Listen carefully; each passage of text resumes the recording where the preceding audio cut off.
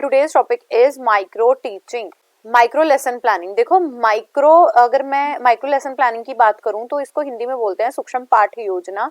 अब micro word से ही समझ आ रहा है जो बहुत छोटा हो. सूक्ष्म मतलब जो छोटा हो, जिसके आगे टुकड़े ना किए जा सकते हो. माइक्रो वो उन चीजों को बोलते हैं. और this is the teaching at the micro level. मतलब यहाँ पे आपको जो टीचिंग करनी है ना वो भी माइक्रो लेवल पे करनी है, तो थोड़ा जो लेवल है लेवल डाउन रहेगा टीचिंग का, और जो हमारा कंटेंट रहेगा वो भी कैसा रहेगा, कम रहेगा. अगर मैं हिस्टोरिकल बैकग्राउंड की बात करूं तो जो माइक्रो टीचिंग है वो किसने इंट्रोड्यूस करी थी? Dwight Allen of the Stanford के थे ये. The term micro teaching was introduced by Dwight Allen of Stanford University in 1963. Many institute जैसे USA, UK, Netherland conducted many experiment regarding this.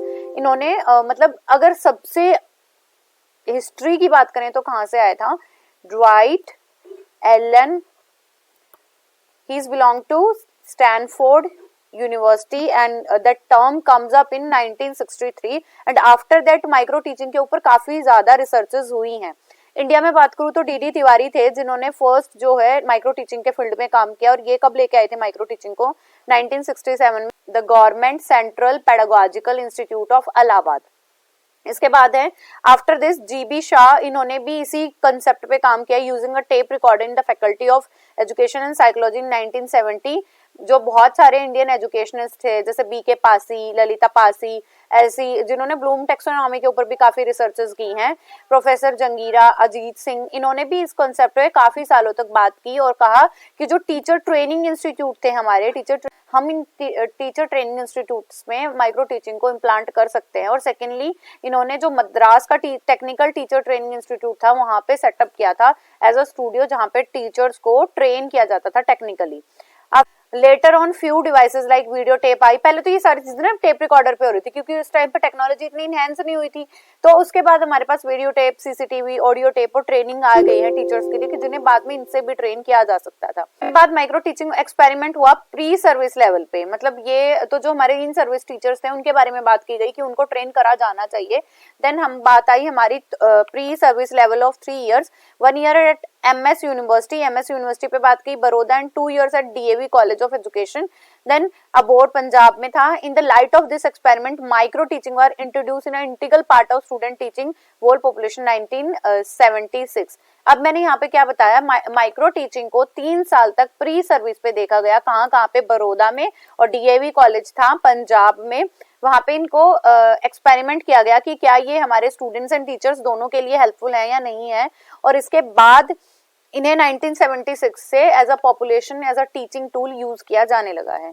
Next बात आती है हमारी, ये मैंने पूरा हिस्टोरिकल बैकग्राउंड बताया कि कैसे हमने सबसे पहले बात की. दूसरी बात हमने बताई कि क्या कौन इंडिया में इन्हें लेके आया, किस चीज पे बात हुई थी, टेप रिकॉर्डर के ऊपर इनको ट्रेन करने की कोशिश की जाती थी. एंड आफ्टर दैट 2-3 साल के एक्सपेरिमेंट के बाद हम इसे अब अपने टीचिंग सिनेरियो में यूज करते हैं. Concept of micro teaching. So micro teaching is teaching in a micro form. Micro मतलब छोटे सूक्ष्म रूप से की जाती है, जिसके अंदर आपकी क्लास का साइज रिड्यूस किया जाता है, आपके टाइम का साइज रिड्यूस किया जाता है कि आप कितना समय लोगे, और आपके कंटेंट का साइज भी क्या किया जाता है, रिड्यूस किया जाता है.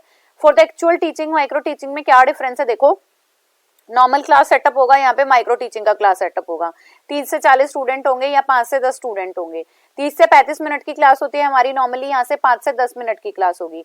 जितनी नेसेसरी स्किल है आपको एक पूरी क्लास को कंडक्ट करने के लिए, आप वो सारी स्किल्स यहाँ पे यूज करोगे. यहाँ पे सिर्फ एक ही स्किल हम एक टाइम पे करेंगे. सफिशिएंट कंटेंट फॉर 30 से 35 मिनट का कंटेंट बनाना पड़ेगा, और यहाँ पे आपको कंटेंट बनाना पड़ेगा on a single concept which is 5 to 10 minutes का. तो हमें क्या पता चल रहा है कि हमारी माइक्रो टीचिंग क्या होगी, उसका मैं पूरा प्रोसीजर आपको बताऊंगी. लाइट एलन ने क्या कहा था?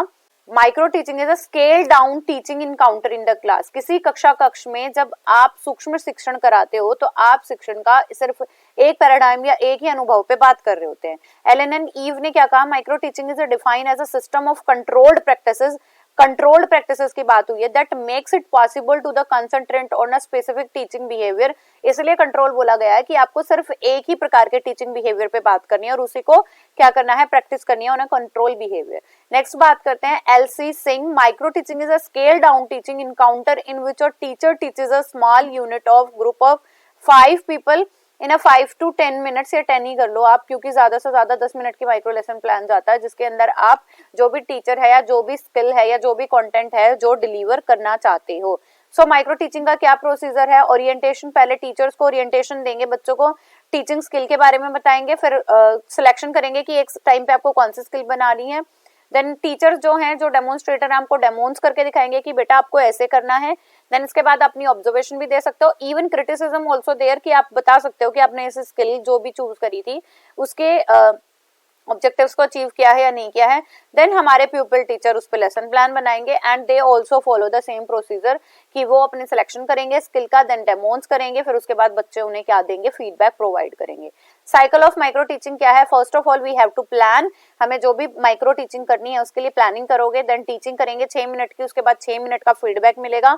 If there is any kind of error, या आपने अपना ऑब्जेक्टिव में कैसे भी इफेक्टिवनेस कम रह गई है, तो हम दोबारा से रीप्लान करेंगे, रीटीच करेंगे और री फीडबैक देंगे। So this is the cycle of our micro teaching. So planning, teaching, feedback, replanning, reteaching और री फीडबैक। टोटल टाइम इसका 36 मिनट रहेगा। हर एक काम को करने के लिए आपके पास 6 मिनट होंगे। ठीक है, नेक्स्ट आ जाता है, ये भी यही बात करिए कि पहले प्लान करो, टीच करो, फीडबैक लो, रीप्लान करो, रीटीच करो, री फीडबैक हम गेट कर लेंगे। The following table contents the main teaching skill and their component. देखो, अगर हमारे पास ना काफी स्किल्स हैं, there are around 30 skills we have, तो हम इसमें से कुछ की बात करेंगे जो मोस्ट इंपॉर्टेंट है या हम अपनी कक्षा में यूजुअली यूज करते हैं। सो फर्स्ट हमारा स्किल ऑफ इंट्रोडक्शन। आपको एक चीज और ध्यान रखनी है, हमारी पर्टिकुलर स्किल के साथ एक पर्टिकुलर कंपोनेंट मिले हुए हैं, और तीसरा हमें फीडबैक टेबल सबके अंदर सेम मिलेगी एंड हमें यहाँ पे फीडबैक मिलेगा कि आपने 5 नंबर का काम किया, 6 नंबर का, 2 नंबर का, 0 नंबर का, कैसे काम किया है। सो जानो, skill of introduction, previous knowledge testing. Introduction करने से पहले आप बच्चे का क्या कर रहे हो, उनकी जो पीछे वाला ज्ञान है उसे जांचने की कोशिश कर रहे हैं।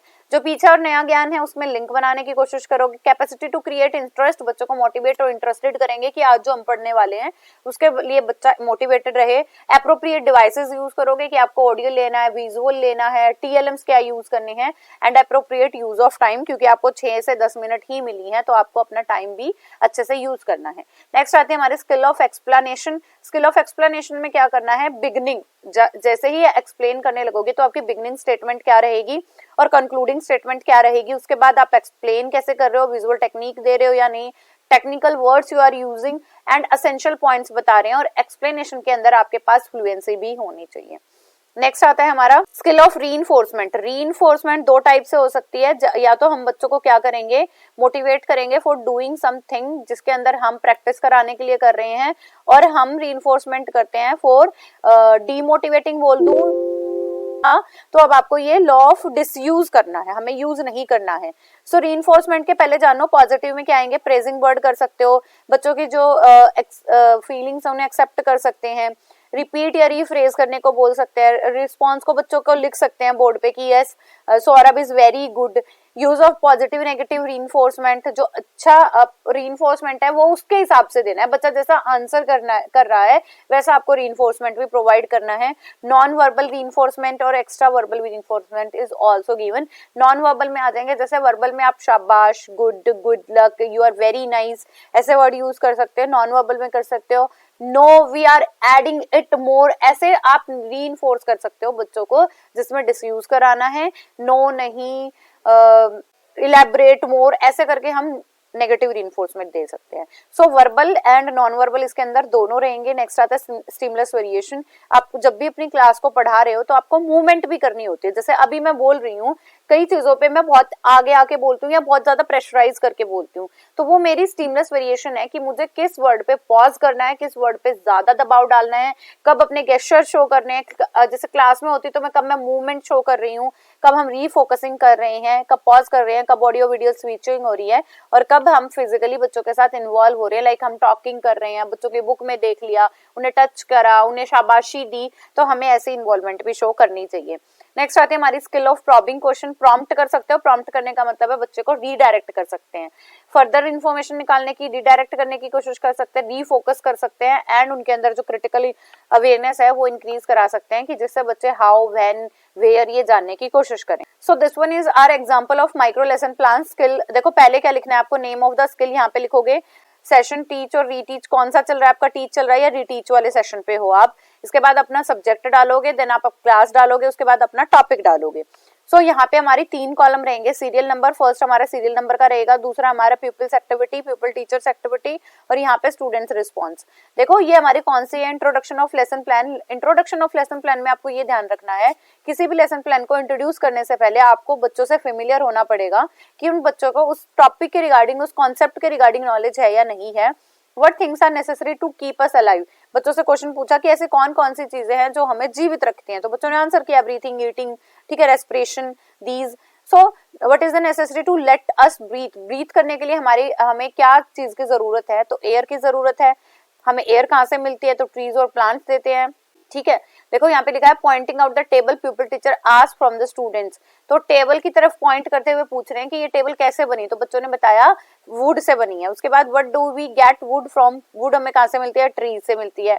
Showing glass people teacher asked her student what is in the glass, तो बच्चे बता देंगे ग्लास में क्या है, पानी। How do vehicle run, vehicle कैसे चलते हैं, पेट्रोल, ऑयल और डीजल से। Where does the petrol diesel come from, हमारी ऑयल माइन से आती है। इसके बाद what do we call these woods, plants, tree etcetera, इन सबको हम क्या कहेंगे, तो फ्रॉम आर सराउंडिंग और फ्रॉम नेचर, हम बच्चे को बता देंगे कि हमें नेचर बोलते हैं, सराउंडिंग बोलते हैं। सो इसके बाद टीचर अपना टॉपिक अनाउंस कर देगा कि no this one is the not specific one, और इसके बाद अपना टॉपिक अनाउंस कर देंगे कि so today we will going to discuss about the natural resources. यहाँ पे पीपल टीचर के सिग्नेचर आ जाएंगे, यहाँ पे सुपरवाइजर के सिग्नेचर आ जाएंगे, ठीक है। ऑब्जर्वेशन स्केड्यूल क्या रहेगा हमारा, या जिसे आप रेटिंग स्केल भी बोल सकते हो, और ये भी ध्यान रखना है कि आप टीचिंग सेशन पे हो या रीटीचिंग सेशन पे हो। सो मैक्सिमम यूटिलाइजेशन बच्चे ने कितना किया है, एप्रोप्रिएट डिवाइस यूज कर रहा है या नहीं कर रहा है, कॉन्टिन्यूटी मेंटेन रखी है, इंटरेस्ट बच्चों का रखा है, और एप्रोप्रिएट टाइम में उसने अपनी कंप्लीशन किया है या नहीं किया है। सो इसमें हमने क्या जाना कि हमें माइक्रो लेसन प्लान कैसे बनाने हैं। सबसे पहली बात आपको जो याद रखने वाली है वो ये है कि आपको सबसे पहले माइक्रो टीचिंग का पता हो। हिस्टोरिकल बैकग्राउंड मैंने आपको बताया, माइक्रो टीचिंग में क्या है, माइक्रो टीचिंग को स्केल डाउन टीचिंग बोला जाता है। इसका जो पूरा साइकिल होता है वो 36 मिनट का होता है, और मैक्सिमम टाइम जो हम लेते हैं वो 6 से 10 मिनट लेते हैं हमारे माइक्रो टीचिंग करने में। आपको 36 मिनट किस चीज के मिले हैं, plan, teach, feedback, then replan, reteach, refeedback आपको मिलेगा। तो 6 6 6 6 6 6, तो ये 18 हो गए और ये भी 18 हो गए, तो हमारा टोटल टाइम कितना हो गया, 36 मिनट। इसके बाद मैंने आपको क्या बताया, इसके अंदर आप अगर ट्रेडिशनल से कंपेयर करूं तो नंबर ऑफ स्टूडेंट कितने होंगे, 5 से 10 होंगे। टाइम कितना रहेगा, 5 से 10 मिनट का रहेगा। कंटेंट कैसा रहेगा, स्पेसिफिक कंटेंट रहेगा which is completed in a very limited time. Then इसके बाद आप क्या करोगे, कंटेंट हो गया, टीचर प्यूपिल टीचर्स हो गए, स्किल हो गया, हाँ स्किल जो है हमारी एक टाइम पे एक ही स्किल को आप परफॉर्म करेंगे। So it is all about our micro teaching कि माइक्रो टीचिंग क्या होता है, कैसे करनी होती है। माइक्रो टीचिंग के साथ मैंने एक चीज और आपको दिखाई है। सबसे पहले आप सीरियल नंबर लिखोगे, यहाँ पे पीपल टीचर्स की एक्टिविटी आएंगी एंड यहाँ पे हमारे स्टूडेंट्स का रिस्पॉन्स आएगा। जब आप अपना पूरा लेसन प्लान क्रिएट करने के बाद आपको एक चीज और बनानी है, वो है कॉम्पोनेंट्स। कॉम्पोनेंट्स में आप लगाओगे, जैसे इंट्रोडक्शन ऑफ लेसन प्लान है तो आपने लिंक किया है या नहीं किया है, मोटिवेट किया था बच्चों को, एप्रोप्रिएट डिवाइस यूज की है, उसके लिए आपको रेटिंग स्केल पीछे बनानी है, 0 to 6 की रेटिंग स्केल रहेगी और उस पे आपको मार्क्स मिल जाएंगे। सो this one is a micro teaching, और इसका प्लान भी आपको ऐसे ही बनाना है। आपको लेसन प्लान बनाने के बाद कंपोनेंट जरूर डालने हैं और उन्हीं पे आपको रेट किया जाएगा कि how much effective your lesson plan is. Okay, lesson planning पाठ्य योजना क्या होती है, हमें लेसन प्लान क्यों करने चाहिए, प्लानिंग क्या होती है ओवरऑल। देखो किसी भी चीज को, किसी प्रोजेक्ट को, किसी प्रोसीजर को सक्सेसफुल करने के लिए हमें उसे बेटरली प्लान करना चाहिए। तो सक्सेस के चांसेस हमारे तभी अच्छे होते हैं जब हम उस चीज को प्लान कर लेते हैं। प्लानिंग का मतलब है उसके अंदर हमें क्या फिजिकल एफर्ट लगाने हैं, प्लानिंग करते हुए आप पूरे मेंटल एफर्ट्स लगा लेते हो, और इसके साथ साथ आप फाइनेंशियल एस्पेक्ट्स क्या लेके चलोगे, that is known as planning. आपके पास अवेलेबल रिसोर्सेज कौन से हैं, how to use that resources and how to use that resources to make our yield very better. हम कैसे कर सकते हैं कि हमारी जो यील्ड है वो अच्छी मिल जाए, हमें रिजल्ट बहुत अच्छा मिल जाए।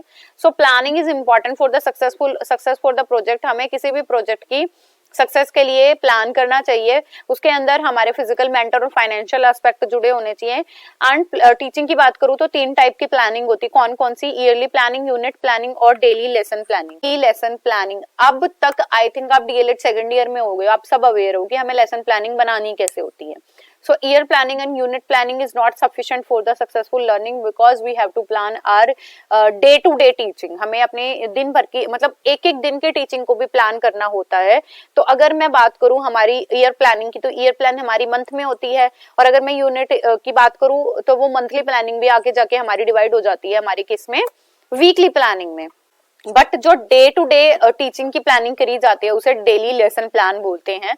इसके अंदर टीचर अपने उस स्पेसिफिक पीरियड में जाके क्या पढ़ाने वाला है, कितना पढ़ाने वाला है, कौन सी मेथड लेके चलेगा, कैसी इवैल्यूएशन टेक्निक लेके चलेगा। So why to teach, objective, what to teach, content, how to teach, methods and how to check the knowledge, it is evaluation. इन सारे चीजों को ध्यान में रखते हुए हम अपनी डेली प्लानिंग करते हैं। So the plan is represented in the written form. कैसे बनाया जाएगा उसका फॉर्मेट मैं आपको बता देती हूँ।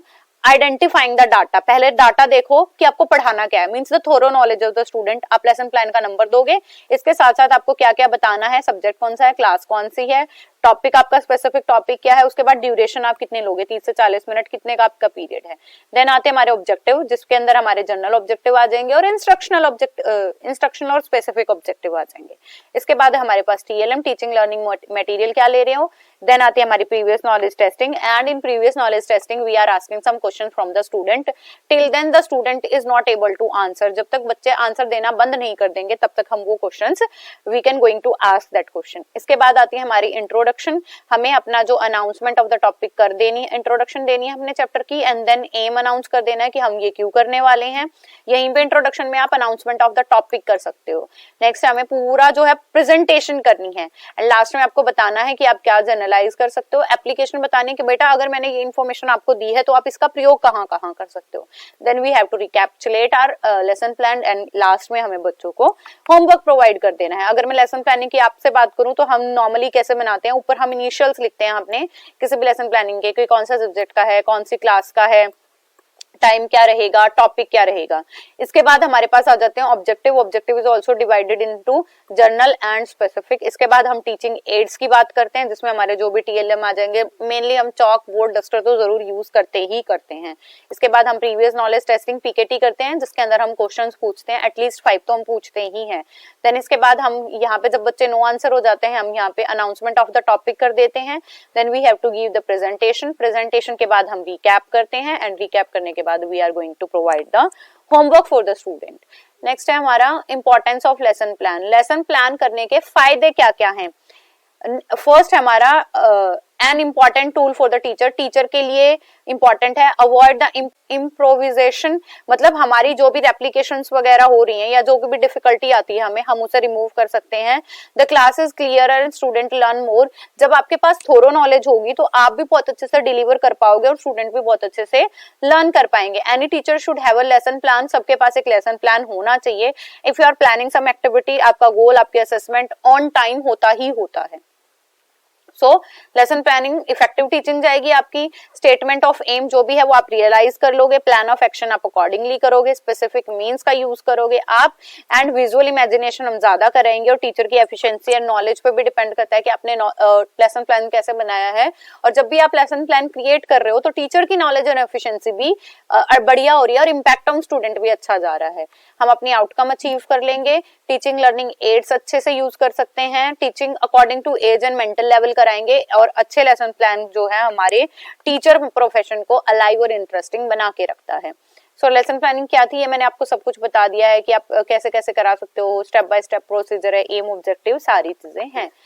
सो कैरेक्टरिस्टिक अच्छी लेसन प्लान की क्या है, एक्टिव लर्निंग। बच्चे जो है पैसिव लर्निंग ना करें, वो ग्रुप वर्क करें, आंसर करते रहे, डिस्कशन करते रहे, क्वेश्चन सेशन चलता रहे, रियल वर्ल्ड से कनेक्ट करता हो आपको, डिफरेंट इंस्ट्रक्शन आपको प्रोवाइडेड हो, और आपका कंटेंट भी ऐसा हो जो बच्चों को एंगेज करे और इंटरेस्टिंग हो और डे टू डे लाइफ से जुड़ा हुआ हो। नेक्स्ट है criteria for a good lesson plan. ऐसा कौन सा क्राइटेरिया है, ऐसे कौन कौन से हमारे स्टेप्स हैं या क्राइटेरिया हैं जो एक अच्छे लेसन प्लान के मानदंड है, मतलब लेसन प्लान को फ्रेमवर्क प्रोवाइड करते हैं। हमारे ऑब्जेक्टिव दोनों गिवन होने चाहिए, चाहे वो जर्नल है चाहे स्पेसिफिक है, रिटन फॉर्म में होना चाहिए, प्रीवियस टास्क उससे जुड़े हों एंड टीचिंग लर्निंग मटेरियल भी हमारा वेल सिलेक्टेड हो। एक अच्छा लेसन प्लान उसे ही बोला जाएगा जो लर्नर्स को भी एक्टिविटी ओरिएंटेड बनाए। It must be indicate the teaching technique to be used by the teacher. Teacher को कौन कौन सी टीचिंग टेक्निक यूज करनी है उसका ध्यान दिया जाए। एपरेटस क्या यूज करने हैं आपको on that particular period of time, वो भी ध्यान रखा जाए। और आपके इवैल्यूएशन में रिकैप करते हुए जो प्रॉब्लम आई है उसको आप दोबारा से रिवाइज करा के खत्म करो। एंड अगर बच्चे आपको क्रिटिसिज्म दे रहे हैं then you have to improve your lesson plan. Preparation and presentation of one lesson plan using PowerPoint. अब पीपीटी कैसे बनाते हैं इसमें वो जानेंगे। बहुत सारे बच्चों को तो पावर पॉइंट प्रेजेंटेशन बनाना भी आता होगा, कैसे टेक्स्ट ऐड करने हैं, क्या फॉन्ट रहेगा, आप कैसे इसे ओपन करोगे, कौन से डॉक्यूमेंट में मिलता है, ये सारी चीज़ों से हम अवेयर होंगे। जिन्हें नहीं बनानी आती है आज वो सीख लें। And this is the way how I made PPT. So first power point. Power point क्या होता है? पावर पॉइंट एक सॉफ्टवेयर प्रोग्राम है जिसे प्रेजेंटेशन क्रिएट करने के लिए यूज किया जाता है।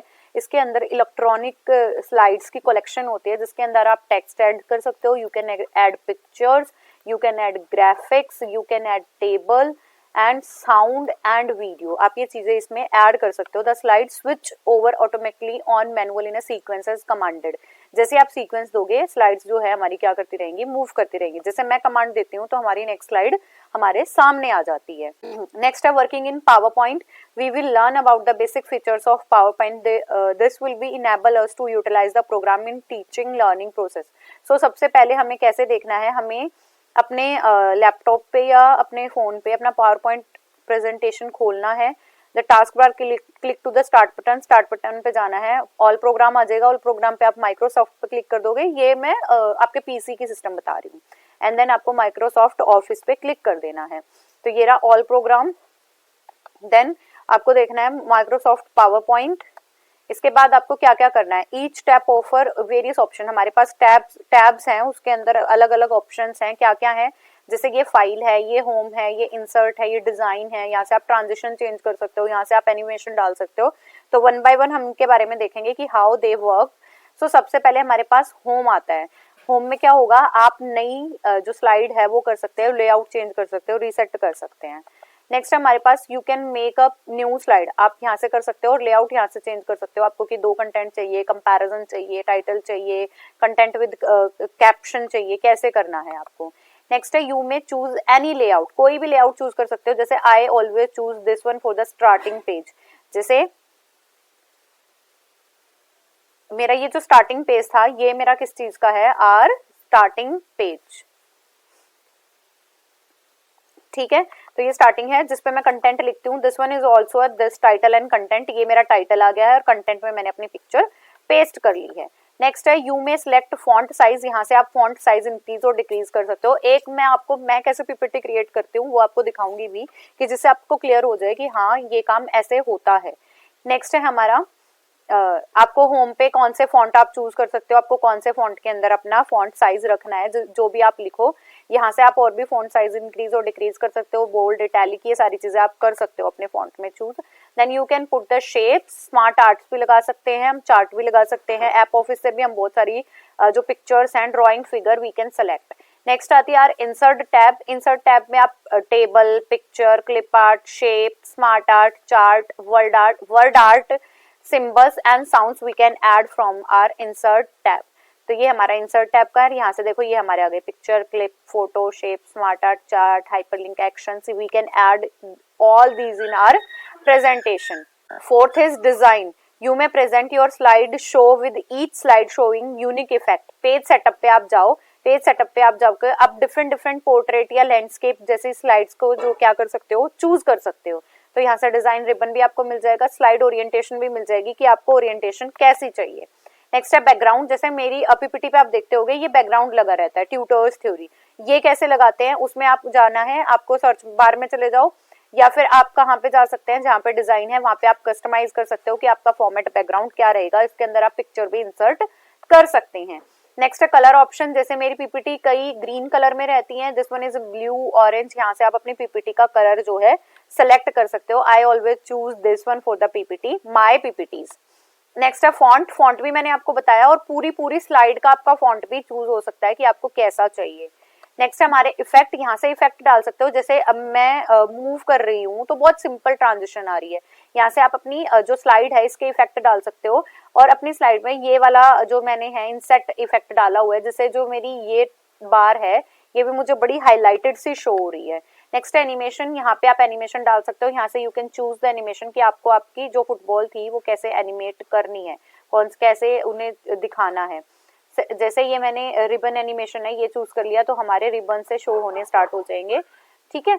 ये एनिमेशन की टैब है। नेक्स्ट आते हैं हमारे और क्या क्या हम ऐड कर सकते हैं, हम टेबल्स ऐड कर सकते हैं, ग्रुप लिस्ट ऐड कर सकते हो, हॉरिजॉन्टल पिक्चर ऐड कर सकते हैं, हॉरिजॉन्टल ब्लॉक लिस्ट ऐड कर सकते हैं, vertical blocks we can add pyramids, ये हम अपनी पीपीटी में we also can add. Next आते हैं हमारे column, these are the options for column, हम कैसे करना चाहते हैं। नेक्स्ट आता है हमारा स्लाइड शो, उसके बाद जब आपकी पूरी presentation you are ready with your presentation, तो आपको कौन से आर्ट के साथ अपनी स्लाइड शो करनी है। जैसे मैं अभी आपको बता रही हूँ कि मेरी बहुत सिंपल है, ऐसे जूम इन हो सकते हैं, जूम आउट हो सकती है, हमारी लेआउट चेंजेस हो सकते हैं, तो ऐसे हम अपनी स्लाइड शो कर सकते हैं। नेक्स्ट हमारा प्रिपेयरिंग अ लेसन प्लान, आपको जो भी लेसन प्लान प्रिपेयर करना है you have to follow each and every step जो मैंने पीछे बताए हैं, if you want your presentation be very nice and decorative type of presentation, तो आपको वही करना है। आपको माइक्रोसॉफ्ट पावर पॉइंट पे जाना है, वहां से आपको चूज कर लेना है और आपको न्यू जो है डॉक्यूमेंट चूज करना है। Why to use power point in preparation of lesson plan, lesson plan में हम क्यों यूज करते हैं। देखो हमें लेसन प्लान तो सबको बनाना होता है as a teacher, but lesson plan को थोड़ा अट्रैक्टिव बनाने के लिए, और अगर मैं बात करूं नाउ अ डेज हमें थोड़ा सा टेक्नोलॉजी के साथ जुड़ने के लिए भी पावर पॉइंट प्रेजेंटेशन की जरूरत पड़ी है। ये आपकी ओरल प्रेजेंटेशन को इनहेंस करता है, ऑडियंस को फोकस करने की कोशिश करता है। अगर मैं यही चीजें अपनी पीपीटी में ना लाके हैंड रिटन लाती तो ये इतना अच्छा और बेटर नहीं दिखता। और आप एक क्लिक से सारे इफेक्ट्स को प्रोड्यूस कर सकते हो, कुछ क्लिक से आप चीजें ऐड कर सकते हो, डिलीट कर सकते हो, अरेंजमेंट शो कर सकते हो, picture with the perfect sketching अच्छे से कर सकते हैं। डिफरेंट वर्ड आर्ट में भी use for a single present, एक प्रेजेंटेशन में आप डिफरेंट काइंड ऑफ आर्ट्स डाल सकते हो। इन्फॉर्मेशन इंटरनेट से भी we can drag lesson plan जो है पावर पॉइंट पे बना हुआ हमारे फ्यूचर यूज के लिए भी सेफ रहता है। तो ये सारा था हमारा कि हम पावर पॉइंट प्रेजेंटेशन को कैसे प्रिपेयर करते हैं। हमने जाना कि कैसे हमें डॉक्यूमेंट को ओपन करना है, कैसे उसमें नई नई इफेक्ट्स डालने हैं, क्या क्या चीजें हमें अपने डॉक्यूमेंट्स में ऐड करनी है। मैं एक एग्जांपल आपको पावर पॉइंट बनाने का कैसे मैं बनाती हूँ उसके अकॉर्डिंगली दूंगी, और ये सारी चीजें जो मैंने आपको भी थ्योरेटिकल पैटर्न से बताई हैं, ये सारी चीजें मैं ऑलरेडी करती हूँ अपने पीपीटी में। नॉट ओनली मी, सभी करते हैं, और तो बहुत सारे अच्छी पीपीटी भी बना सकते हैं, but because of some time lapse तो मैं इतना ज्यादा क्रिएटिवनेस नहीं शो कर सकती। बट फिर भी मैं अपनी एक स्टूडेंट का बहुत थैंकफुल हूँ जिसका नाम है लिवन, क्योंकि मेरी मैथ्स की सारी पीपीटीज में जितना कंट्रीब्यूशन उस बच्चे का है उतना किसी का भी नहीं है। उसको बताने के बाद कॉपी पेस्ट कर देती है, शी कैन ट्रांसलेट, वो ट्रांसलेट करके मुझे भेज देती है। I just have to paste that content on my PPT. तो मैं आपको दिखाती हूँ कि मैं कैसे करती हूँ। सो हमने अब तक अपना पढ़ा, ये मेरा पीपीटी का पूरा फॉर्मेट है। अब मैं आपको एक नई पीपीटी बना के दिखाऊंगी। अगर आप पीपीटी पावर पॉइंट प्रेजेंटेशन का ये आइकन पे क्लिक करोगे तो कुछ आपको ऐसी पीपीटी शो होगी, ठीक है। यहाँ से आपको ब्लैंक स्लाइड ओपन करना है। सारी चीजें मैं आपको वन बाय वन बताने वाली हूँ। ये मेरा होम है, होम से आप यहाँ पे न्यू स्लाइड, लेआउट जो मैंने अभी आपको दिखाए थे कि टाइटल स्लाइड है, कंटेंट स्लाइड है, सेक्शन हेड है। देन हमारे लेआउट के साथ आप रीसेट भी कर सकते हो, सेक्शंस भी ऐड कर सकते हो। देन आता है हमारा ड्रॉ में जैसे हम पेन वगैरह सिलेक्ट कर सकते हैं कि हमें क्या रखना है। देन आते हैं हमारे डिजाइन, यही मेरा फर्स्ट स्टेप होता है after choosing the blank document. जैसे ही मैंने अपना डिजाइन पे क्लिक किया, I have so many options to select the colours. तो यहाँ पे कलर्स पे जाएंगे, कलर्स पे जाते ही देखो हमारे पास कितने सारे ऑप्शन हैं। आई गो फॉर दिस, ये यहाँ पे भी जा सकती हूँ। इसको और इफेक्ट्स कैसे देने जो मैंने आपको पीछे बताए थे, आप यहाँ पे फोकस रखना, आपको दिख जाएगा। So we are talking about designs पे जाने के बाद आप यहाँ से अपने कलर्स चूज कर सकते हो। जैसे मैंने ये वाला कलर चूज कर लिया। इसके बाद हमारे पास अभी भी और ज्यादा ऑप्शंस हैं। जैसे यहाँ से मैं फॉन्ट चूज कर सकती हूँ। देखो अभी मैंने पीछे आपको बताया था कि different kind of fonts we have, इनको आप चूज कर सकते हो। देन हमारे पास है कुछ इफेक्ट्स, इफेक्ट्स में भी आप जा सकते हो। आप यहाँ पे इन चीजों पे फोकस करना, ये दिस वन, दिस एरिया। तो देखो इफेक्ट पे क्लिक कर रही हूँ मैं, आपको लाइट डार्क लाइंस थोड़ी सी डार्क होती शो होंगी, विजिबिलिटी थोड़ा सा ज्यादा रखना इस टाइम पे। तो ये हमारा है। उसके बाद हम बैकग्राउंड स्टाइल्स में भी चेंजेस कर सकते हैं। ये सिंपल बैकग्राउंड है या फिर आप फॉर्मेट बैकग्राउंड पे जाओ। जैसे जैसे ही आप फॉर्मेट बैकग्राउंड पे जाओगे, आप कोई भी है जो आपकी स्पेसिफिक है, आप वो फॉर्मेट बैकग्राउंड भी डाल सकते हो। फिर जाना है आपको पिक्चर्स एंड टेक्सचर पे। If you want to insert तो आपको इंसर्ट पे जाना है। देन आपकी फाइल्स में जहां भी वो फाइल सेव होगी आपको जाके वो ऐड कर लेना है। जैसे I go for the from files, आपको फ्रॉम फाइल पे क्लिक करना है। जैसे ही आप फ्रॉम फाइल पे जाओगे, मेरे पास वो पिक्चर मेरे डाउनलोड्स में है, मैंने उसे नाम दे रखा है background, background of tutors theory. तो यहाँ पे मैं क्लिक करूंगी। क्लिक करने के बाद हमें वो पिक्चर ओपन करनी है। देखो मेरा बैकग्राउंड चेंज हो गया है। वी कैन सी कि हमारा जो बैकग्राउंड था ये बिल्कुल ही चेंज हो गया है। और you can apply for all, apply to all कर दोगे तो आप जितनी भी स्लाइड इसमें ऐड करोगे, होम पे जाके you can add more and more slide. तो देखो मेरा बैकग्राउंड ऑलरेडी आ रहा है, ठीक है। यहाँ से मैं अपना लेआउट भी चेंज कर सकती हूँ। फिर इसके बाद मैंने आपको बताया था ट्रांजिशन, ट्रांजिशन पे जाओ। जैसे ही आपको ट्रांजिशन चाहिए है, देखो ये कुछ ऐसी आएगी। These are the different kind of transition, ठीक है।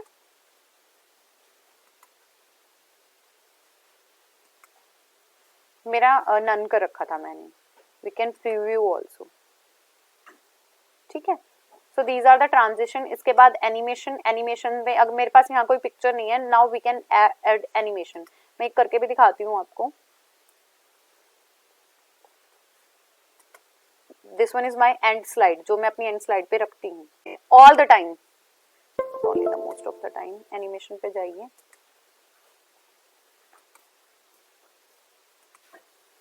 ये देखो, ये देखिए, these are the animation, okay।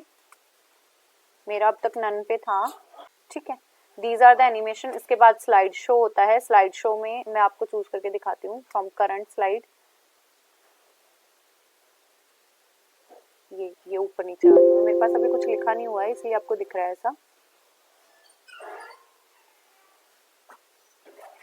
Then you go for the record, review कर सकते हो आप। यहाँ से व्यू कर सकते हैं हम चीजें, हमारा फॉन्ट, कलर, ग्रे स्टाइल क्या रहेगा, न्यू विंडो ओपन करनी है। And view, if you want any kind of help तो आप यहाँ से ले सकते हैं।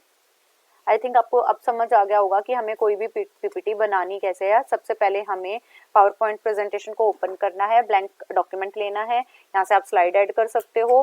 देन आप ड्रॉ करना चाहते हैं तो कुछ इंसर्ट करना चाहते हैं तो यहाँ से हम पिक्चर, स्क्रीनशॉट, एल्बम, शेप्स, ये सारी चीजें, वर्ड आर्ट, ये सारी चीजें और सिंबल्स भी यहाँ से ऐड कर सकते हैं। देन अगर आप किसी चीज की ट्रांजिशन चाहते हो कि आपको आपकी स्लाइड कैसी चाहिए, उस पर भी आप ध्यान रख सकते हो। नेक्स्ट, एनिमेशन कैसा चाहिए आपको किसी स्पेसिफिक काइंड ऑफ फिगर के लिए, जिसके लिए मैंने ये थर्ड स्लाइड पे करके आपको दिखाया था।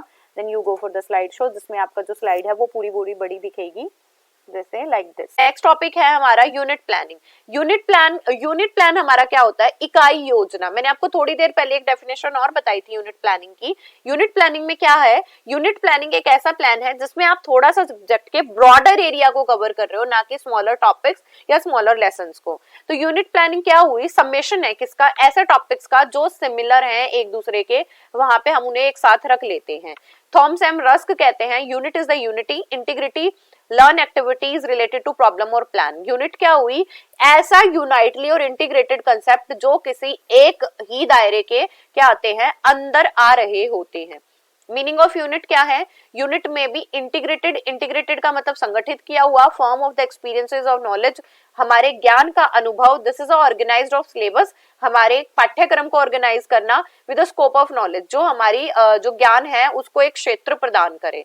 Every unit has its on structure, सारी यूनिट की अपनी स्ट्रक्चर होती है, वो क्लियर होना चाहिए। हैना, हैगमैन एंड पीटर कहते हैं unit is the experience of purposeful learning which is centred of social important understanding, change in behaviour and learner and how to adjust. कह रहे हैं कि यूनिट प्लानिंग क्या है। यूनिट प्लानिंग है एक ऐसे एक्सपीरियंसेस बच्चों को प्रोवाइड करना जिनका कुछ पर्पस हो। अगर आप सोशल साइंस पढ़ रहे हो तो उसका पर्पस है आपकी सोसाइटी को जानना और हमारे लर्नर के बिहेवियर को ऐसे मोल्ड करना कि बच्चा जो है कैसे एडजस्ट करना है, कैसे बिहेव करना है, ये सारी चीजें भी जान पाए। Psychological basis of unit, psychological basis की बात करूं तो हमारी यूनिट प्लानिंग क्या है, जिसके अंदर आप बहुत सारे प्रोसीजर या प्रोसेस या फैक्ट्स है उन्हें अंडरस्टैंड करने के लिए एक ही जगह बना के रख देते हो जो हमारे कैसे होते हैं, सिमिलर होते हैं।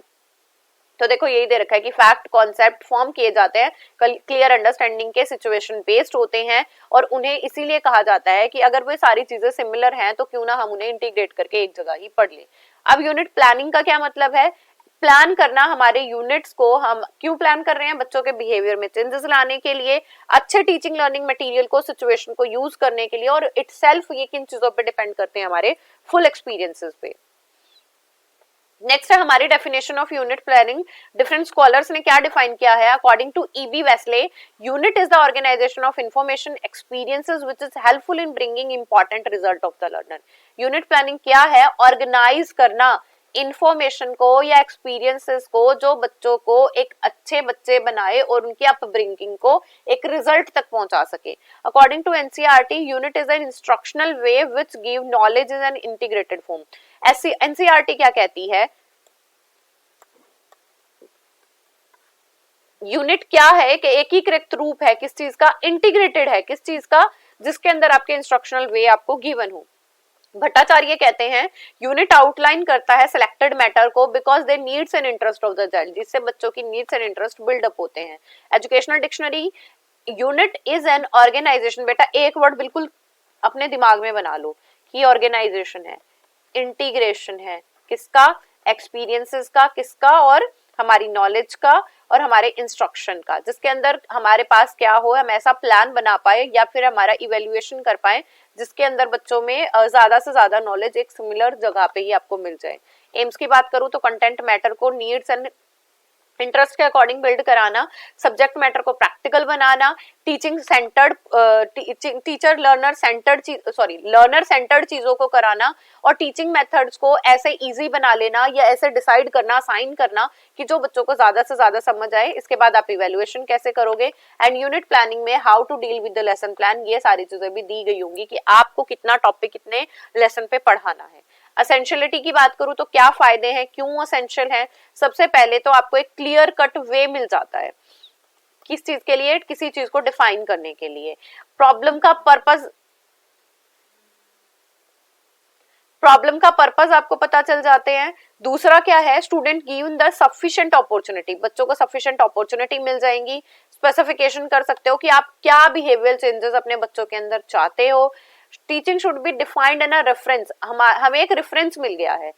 एम्बिशियस हो जाते हैं टीचर्स भी क्योंकि हमें ये चीजें अचीव करनी है गिवन पीरियड ऑफ टाइम। और इसका और क्या फायदा है, लेवल अप होता है, ऑब्जेक्टिव अचीव कर सकते हैं, हमें पूरा फ्रेमवर्क प्रोवाइडेड किया गया है।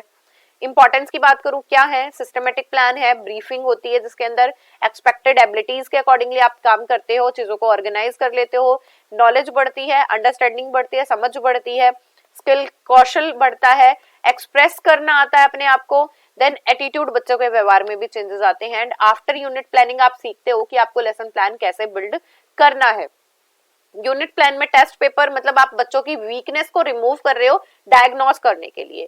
करेक्ट टीचिंग मेथड्स का प्रयोग करेंगे, एक्टिवली पार्टिसिपेट करें, ऐसे मेथड हम शुरू में ही डिसाइड कर लेंगे जिससे बच्चा एक्टिवली पार्टिसिपेट करेगा, टीचर का एंड स्टूडेंट का टाइम बचेगा, पावर बचेगी, and it will also enhance the learning of the learner. Format की बात करूं तो जैसे फॉर्मेट ऑफ यूनिट प्लान है, सब्जेक्ट सिविक हो गया, उसके बाद यूनिट लिख दोगे, डेट मतलब आपको पढ़ाना है 2 जुलाई टू 3 सितंबर, ठीक है। क्लास एंड सेक्शन मान लो मैंने लिख दिया डीएलएड सेकेंड ईयर। इसके बाद ड्यूरेशन, कितने टाइम का आपका पीरियड रहेगा, सॉरी पीरियड का क्या टाइम रहेगा और आपने ड्यूरेशन कितनी ली है। इसके बाद टीचिंग मटेरियल, आप यहाँ पे अपने टॉपिक्स, टीचिंग पॉइंट लिख सकते हो, आपके ऑब्जेक्टिव्स क्या हैं, टीचिंग प्रोसीजर, लर्नर्स के क्या एक्शंस रहेंगे, स्टूडेंट के क्या एक्शन, टीचर के क्या एक्शन रहेंगे, मेथड आप कौन सा यूज करोगे, इवन टीएलएम भी आप कौन सा यूज करोगे, ड्यूरिंग द चैप्टर इवैल्यूएशन कैसे करोगे एंड आफ्टर द चैप्टर कैसे इवैल्यूएशन करेंगे। इसके बाद है types of unit plan. Types क्या है, content matter based, experienced based, और फर्स्ट अगर मैं कंटेंट मैटर बेस्ड की बात करूं तो 3 टाइप के हैं। फर्स्ट है टॉपिक बेस्ड, हम यूनिट को कैसे डिवाइड कर लें, टॉपिक्स के अंदर डिवाइड कर लें। दूसरा है बेस्ड ऑन प्रिंसिपल, यहाँ पे हम हमारे जो लेसन यूनिट प्लान है कैसे बना रहे हैं, प्रिंसिपल रिगार्डिंग। देन तीसरा है एस्पेक्ट की प्रैक्टिकल एस्पेक्ट लेना है, सोशल एस्पेक्ट लेना है या लर्निंग लेना है। एक्सपीरियंसेस बेस्ड की बात करूं तो एक्सपीरियंस पे किसमें, बेस्ड ऑन इंटरेस्ट, जिसमें बच्चों का इंटरेस्ट क्या है उसके अकॉर्डिंग चलेंगे। बेस्ड ऑन ऑब्जेक्टिव, हमारे उद्देश्य क्या है, एंड बेस्ड ऑन नीड, हमारी आवश्यकताएं क्या है। नेक्स्ट टॉपिक है हमारा कैरेक्टरिस्टिक्स। कैरेक्टरिस्टिक्स मतलब हमारे अच्छे लेसन प्लान की विशेषताएं क्या होनी चाहिए। सबसे पहले तो उसका ऑब्जेक्टिव बहुत इंटेलेक्चुअली डिसाइडेड हो, नेसेसरी थिंग्स पे इंक्लूजन किया गया हो, इंक्लूड किया गया हो जो इंपॉर्टेंट थिंग्स हैं। पार्टिसिपेशन बच्चों का हाई रहे, सबकी कैपेसिटी बिल्डिंग हो, क्यूरियोसिटी, स्किल, इंकरेजमेंट ये बच्चों का हाई हो, इवन टीचर्स भी सेटिस्फाई हो, इंडिविजुअल डिफरेंसेस को जाना जाए, कॉपरेशन, ब्रदरहुड, इंटीग्रेशन, काइंडनेस, ये सारी चीजें दिखाई जाए। सेल्फ स्टडी के लिए भी बच्चों को थोड़ा सा टाइम प्रोवाइड किया जाए, या टाइम के साथ साथ बच्चों को इंस्ट्रक्शन प्रोवाइड किए जाए कि कौन सी चीजें आपको सेल्फ स्टडी करनी है। Unit plan is a clear diagram है टीचिंग एंड लर्निंग का। दूसरा, द मेन चेंज क्या है, अगर आपके पास यूनिट प्लान है, देखो अगर हमारे पास, मैं पूरे ओवरऑल की बात करूं तो हमारे पास एनुअल प्लान होता है, इंस्ट्रक्शनल प्लान होते हैं, देन मंथली प्लान होते हैं, वीकली प्लान होते हैं और लेसन प्लान भी होते हैं। बट यूनिट प्लान उनका थोड़ा सा ब्रॉडर काइंड ऑफ कॉन्सेप्ट है हमारे लेसन प्लान का। डीमेरिट्स क्या है, यूनिट प्लान मैकेनाइज्ड होना चाहिए, मैकेनिज्म बिल्कुल फॉलो किया जाए, यंत्रीकृत हो विच मींस कि हमें बहुत सारी चीजें एक प्रोसीजर को देखते हुए फॉलो करनी है। ट्रेंड टीचर चाहिए, और प्रिपेयर यूनिट प्लान प्रिपेयर करना काफी डिफिकल्ट है। और टीचिंग एंड लर्निंग के लिए आपको यूनिट प्लान जब प्रिपेयर कर रहे हो ना, आपको बहुत सारे सोर्सेज की भी जरूरत पड़ेगी। मान लो मैंने लिख दिया कि आपको पढ़ाना है with the help of experiment, तो आपके पास वो रिसोर्सेज भी आपको क्या करने पड़ेंगे, लेके आने पड़ेंगे। स्टेप्स क्या है, थॉमस एम रस्क हमारे क्या स्टेप देखते हैं। सबसे पहले जर्नल एम, सबसे पहला एम हर एक चीज का यही होना चाहिए कि उद्देश्यों का निर्धारण करो कि आपके जर्नलाइज एम क्या है। देन यूनिट के डिवीजन करो, अगर आपको 12 चैप्टर मिले हैं तो आप उसमें कितनी यूनिट हैं और उन यूनिट के सब पार्ट्स क्या हैं। यूनिट डिवीजन के बाद हम सर्कुलर स्टेप्स जो है उन्हें डिवाइड कर लेंगे, जैसे स्पेसिफिक एम क्या रहेंगे, उसके बाद डिवीजन कर लेंगे, देन डिजायरेबल यूनिट क्या रहेंगी। The following points are kept in mind कि आप क्या क्या रखोगे, एक्सपेरिमेंटल एंड ऑब्जर्वेशन दोनों चीजों का ध्यान रखेंगे, ड्रामेटिक भी हो सकता है, मतलब हमें टीचिंग पॉइंट्स भी ध्यान रखने हैं। Organisation, practical, problem solving, construction, निर्माण योग्य, फाइन आर्ट्स, और हमें समरी राइटिंग भी लिखनी है। फोर्थ स्टेप हमारा क्या, इंट्रोड्यूसिंग, आप यहाँ से आपको इंट्रोडक्शन देनी है कि मेन एस्पेक्ट जो था हम उसे बता देंगे इंकरेज करने के लिए। इंडिविजुअल डिफरेंसेस का ध्यान रखते हुए आप सारे स्टेप्स उठाओगे, देन इवैल्यूएशन करोगे कि कितना बच्चों ने अचीव किया है, क्या डिफिकल्टी थी और कितना अचीव कर सकते हैं। एंड आफ्टर दैट आप उसमें बुक्स के साथ साथ हमारी जो कंटेंट बुक्स होती हैं, उस टेक्स्ट बुक होते हैं, उनके साथ साथ रेफरेंस बुक्स को भी बताओगे।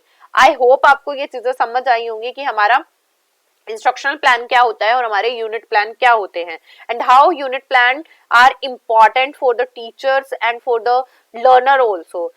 So keep going, keep growing and keep learning my dear students. Don't forget to like and share. Bye bye, take care.